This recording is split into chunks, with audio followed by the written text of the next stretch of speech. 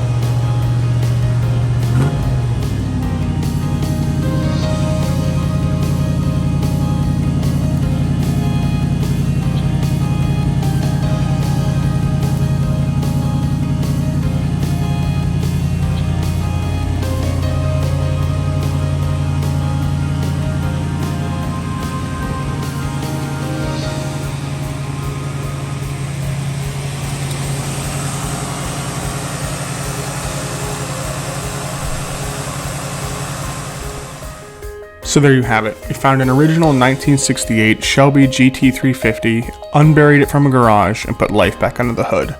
We got it running after years of sitting. What comes next we haven't decided, but be sure to stay tuned for the updates. Have a great day.